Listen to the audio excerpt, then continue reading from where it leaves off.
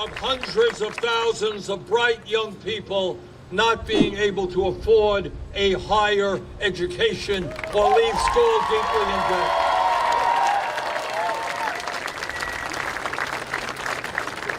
And that is why we should make public colleges and universities tuition-free.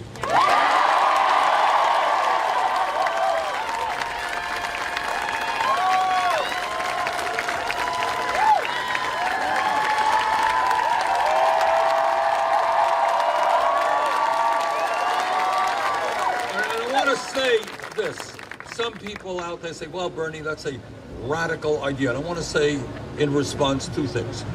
Go to countries like Germany. Go to countries like Scandinavia. You know how much it costs to get a higher education? Go to medical school, law school in those countries. Zero!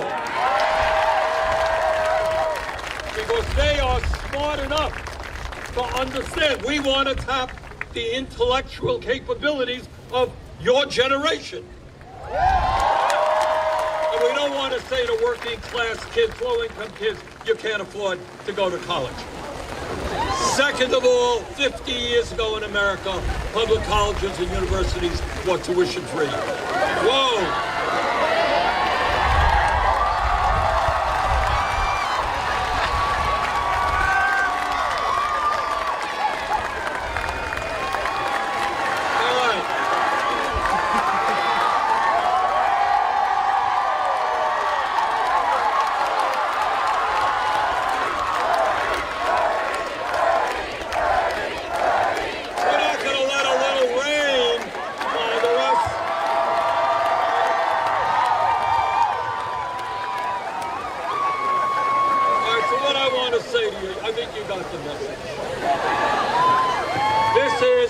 Consequential midterm election in history.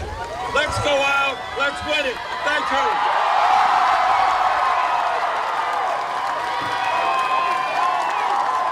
Yeah, we're actually just chatting with folks about kind of what's going into your decision-making process going into Tuesday. Thoughts on Fetterman, Oz at this point. So I guess what are your kind of top issues that you're looking at when you're deciding your vote next week? Well, this week, basically, at this point, yeah.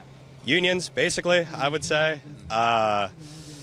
Fetterman did not look very good the other night at all, but I'm still going to fucking vote for him because I don't like Oz, and he looked like the devil up there. I mean, like, he's like a snake oil salesman, and he, no matter what, he still looks like that. I don't care if Fetterman is like drooling from his mouth up there. I'm going to vote for him. I mean, like, wasn't thrilled about the fracking thing, but like... Yeah, I was going to ask about that, actually. Yeah, because, back there's the video of him in 2018, definitely against fracking, and then basically for this campaign, flip-flopping it. Are you concerned about potential, like, flip-flops on other issues? Obviously, it's not a uncommon thing amongst politicians, but... I mean, like, he seems like he's a politician. I mean, like, there means to an end, I kind of think. If he flip-flops, and I think, get rid of him. But, like... I, at this point, don't want Oz to be in office, and I kind of see voting for Fetterman as the short-term preventing that, so... like, kind of looking at things a little bit more broadly, obviously, do we think that, say, the Democrats do get in and pick up an extra Senate seat, which is honestly a 50-50 coin flip at this point, at best, right? Do we think that they're going to actually go ahead and do something on some of these issues they're talking about? Abortion's a big one where, they're like, yeah, just get us through the midterms and then we'll do something about this. In reality, I'm not convinced that they're going to pick up more seats. I mean, I don't think they're going to do anything even if they do. I mean, like, it's the whole, like, strategy the strategy of the Democratic Party right now is to, like, boost the far right as a means of, like, comparing himself against them, so in order to basically keep the left out. Of course, they're not going to do anything with it. You do kind of need to, like, vote for them in the elections, because otherwise, I mean, you're going to get the stick instead of the carrot, you know what I mean? But, like, I think that the entire Democratic Party has to be destroyed and then rebuilt from the ground up. I don't really see any other way of, like, actually affecting change in this country. I mean, like, next year when the UPS workers go on strike, I mean, I think that that's a great opportunity to try to, like, extract some, like, political concessions and demands. But it's not going to happen if we just keep voting for Democrats uncritically. I mean, like, Right, so you're basically, your votes for Democrats in a lot of cases are a vote against Republicans. yeah, I mean that any vote for like a Democratic candidate that I make that isn't like, I would say, a socialist is a vote against a Republican. I mean, you have to do it because, again, I don't want to see what the stick would look like in this country.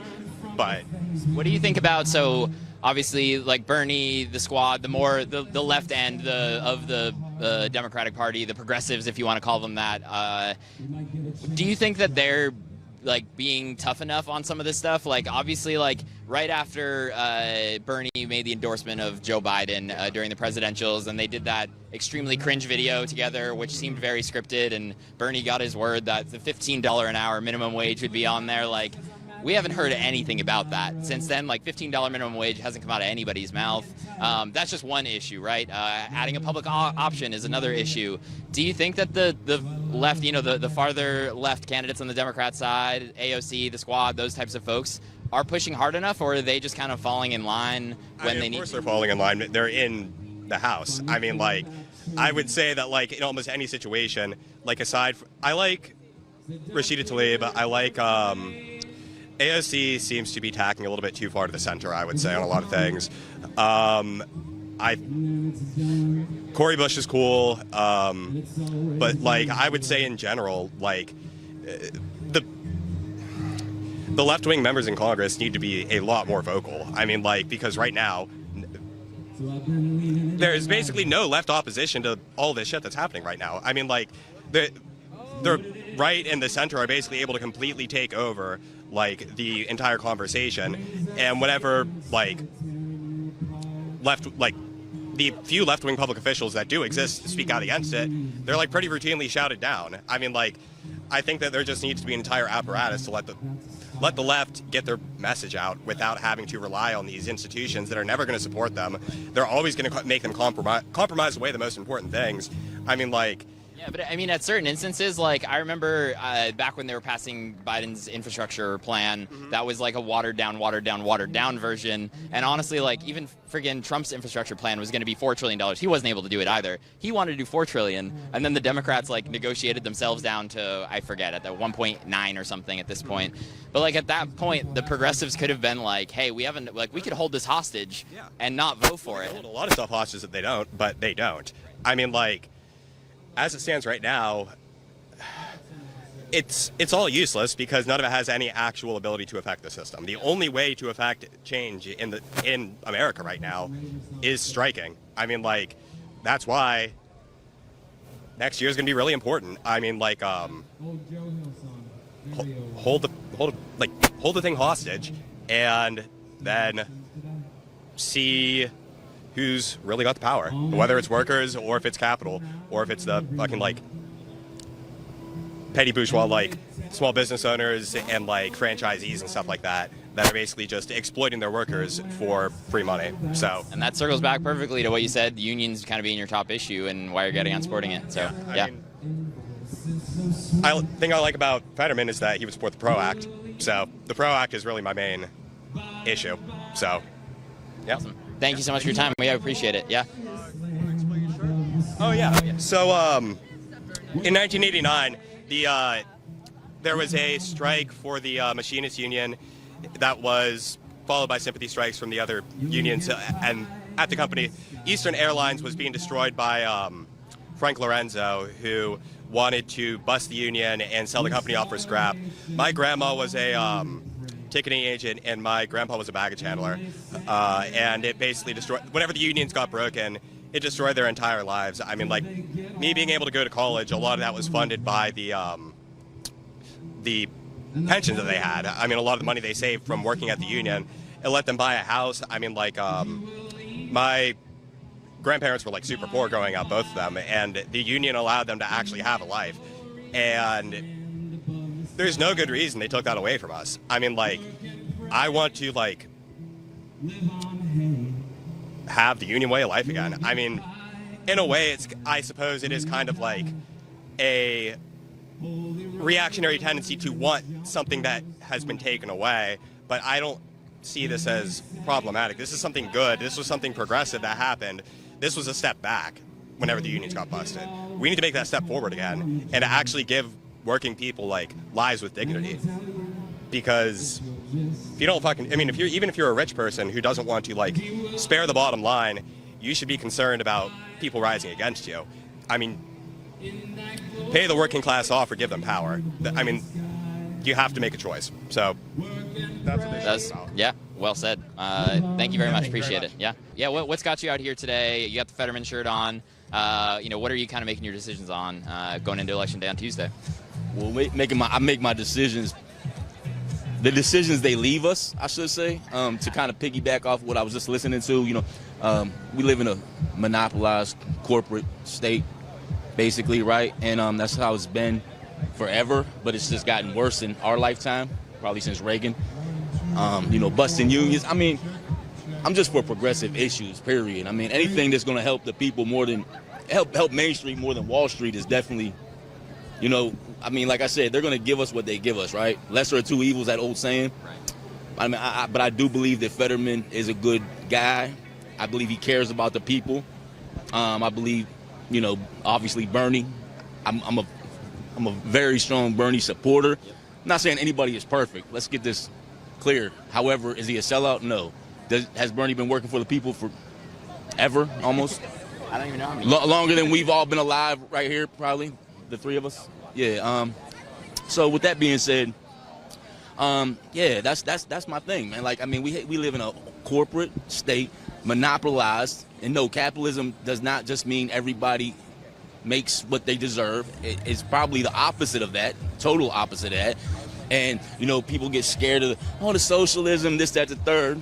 However, so it sounds like, again, even in this case, like kind of voting for one of the choices that you were given, right? Like Fetterman might not have been your top guy. You might have looked for someone more progressive, but you're voting for him against Oz, or are you voting for Fetterman for Fetterman? Thanks for that last part. No, I think Fetterman's a good guy. I think obviously, he has some health issues, but let me make this clear, right? I mean, now anybody who says, "Oh man, he has some health issues," his on-stage presence with 45 seconds to answer a question in a suit and tie, it wasn't that great. I mean, I'm not gonna totally disagree with that, obviously, right? Oh yeah, he has some health issues. He didn't perform. He didn't, put on his LeBron or Michael Jordan jersey and go out there. Now, but let's make this clear as well.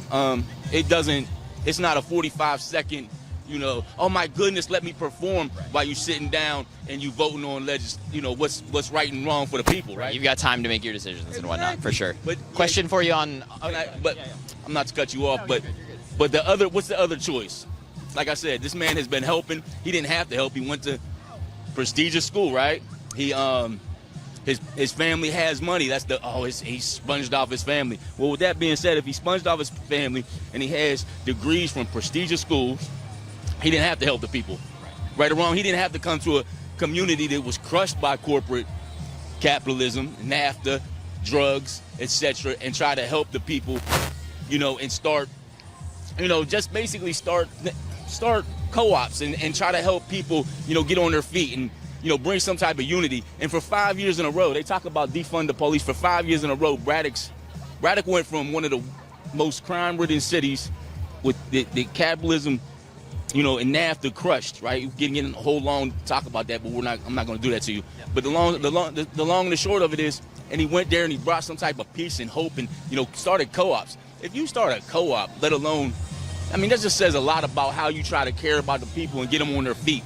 But for 5 years in a row, the violence was dang near nil, and that's a place that violence was almost every day. The drug trafficking was every day, like hardcore in that area. So what's that tell you right there? You have a snake oil salesman out here selling junk. Selling junk. Sorry about that, man.